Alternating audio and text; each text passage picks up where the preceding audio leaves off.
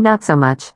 Now, even if I wanted to, I couldn't paraphrase our conversation, and I am sure I will miss out on certain things, and overall, it was a mixture of him telling and me asking questions, and it's all a big flurry in my head, so I'll just summarize, I guess. First, he told me that he really, really loved me, and he still does, but he feels that his feelings for the new woman are stronger. He told me her name, let's call her Jasmine. He admits Jasmine is gorgeous, but claims that that on its own was in no way relevant for his decision. Yeah, right? He told me that she originally approached him because of a book he was reading during lunch. Supposedly, the book's author is her uncle, and she was able to tell my husband some funny stories about the time her uncle drafted that book. He says he and Jasmine have very similar interests. Jasmine also reads sci-fi as he does, because of said uncle who is a sci-fi author, and both like gaming and stuff.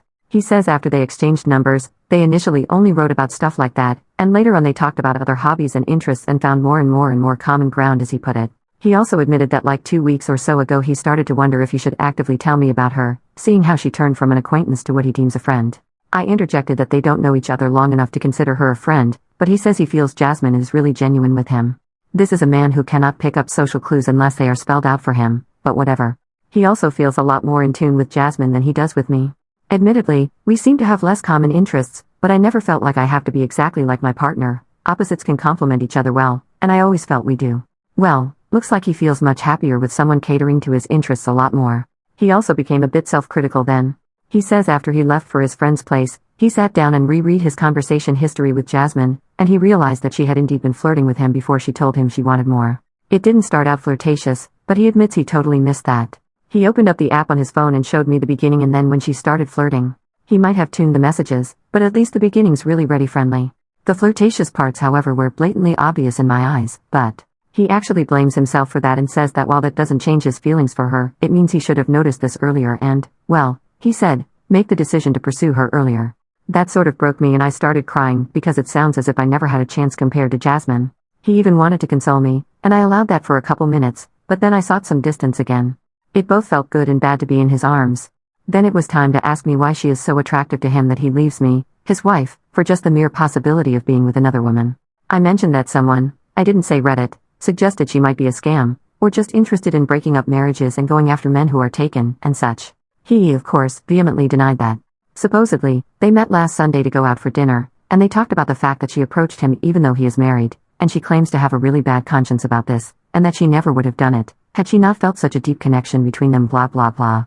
I must admit I really struggled through that part.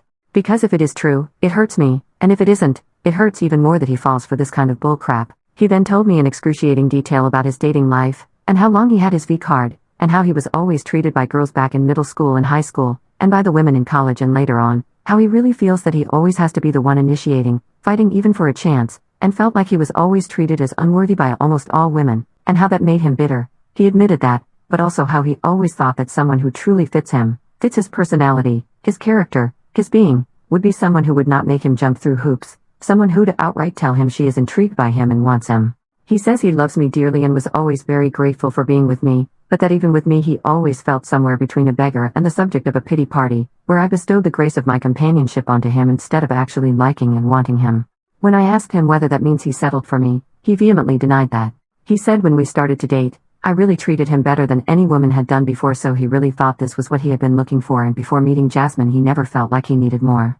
I of course tried to tell him that I am not with him out of pity or anything, and explained why I made him wait 3 months, and why I think the man should court the woman and so forth, and then I also admitted that I might not have given him the appreciation he deserved.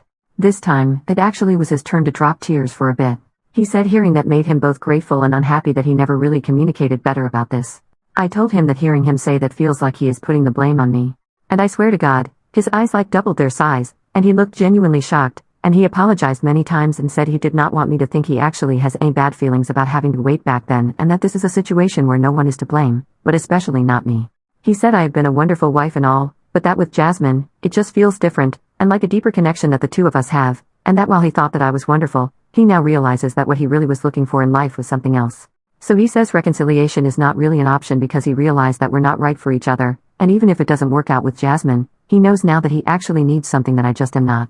I mentioned marriage counseling, and he said that it's not like our marriage has issues, but that the issue is that we're just not right for each other. There were more things we said, and maybe I'll add some later, but right now I am too mentally exhausted, especially because I still don't feel like I can hate him, because he felt so freaking honest. I think he at least truly believes all the things he said, but that woman still might be a total liar or a scam. He at least promised to be careful with her financial wise, but he assured me she's not that. I don't know what to make with any of this. It hurts. I guess my marriage is over.